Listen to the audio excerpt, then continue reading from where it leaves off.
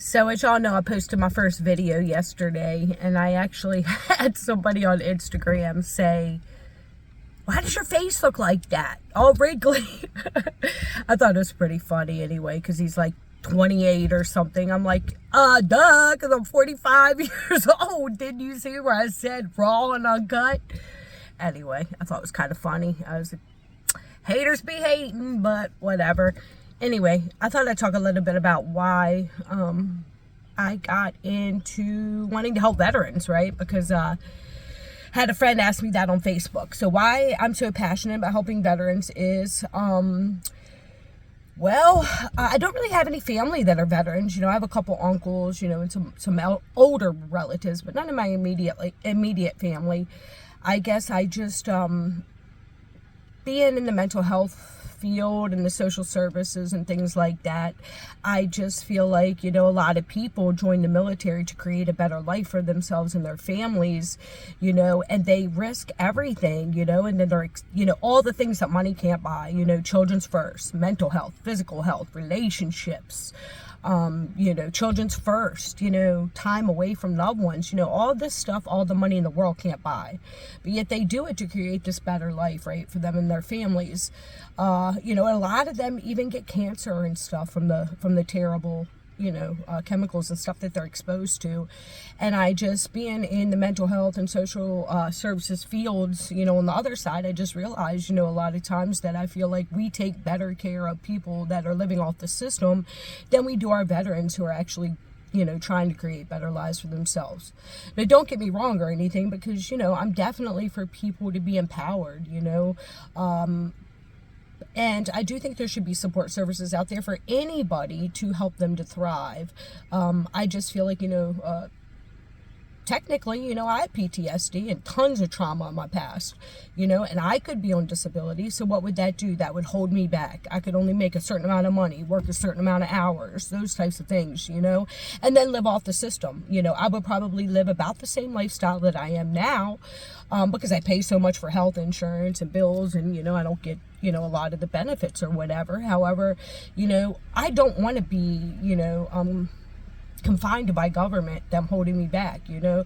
But so I do feel like, you know, there should be more balance, and we should definitely take better care of our veterans, especially these people who go away, you know, and they come back. And again, you know, we don't have, in Section 8 housing, we don't have them living in places that have lead and asbestos and these things. And many of the time we put our veterans and military people in these environments, which I definitely don't think is right.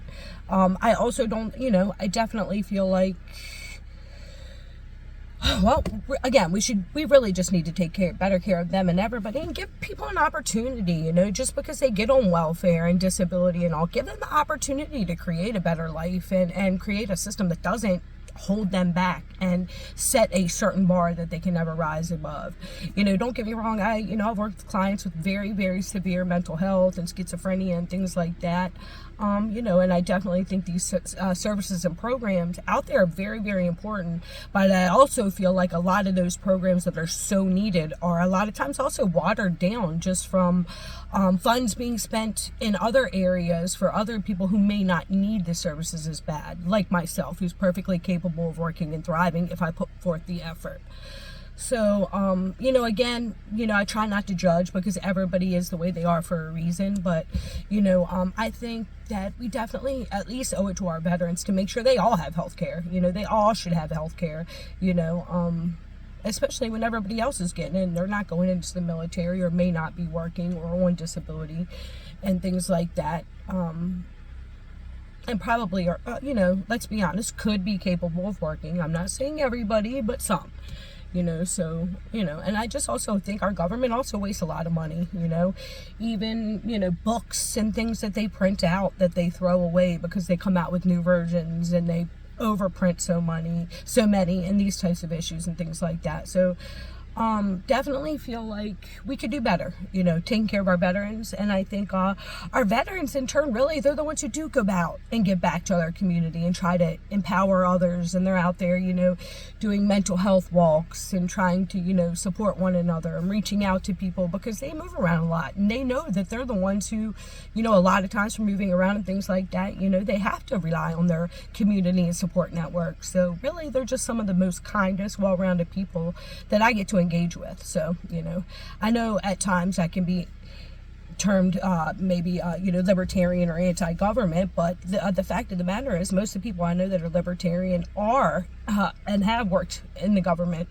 and most of the times, I try not to make a judge in any system till I've worked in it, and I worked in the hospital, I've worked in the VA system, I worked in the school system, I worked in affiliated with the correction systems where I've taught classes in there, so, and I think the best people that know most about anything are those that have worked for it and been in it, and so definitely feel like we can do better, as a nation, and as with each other. So just try to support one another, think about where people are coming from, and remember, we're all in this together. So everybody have a great day.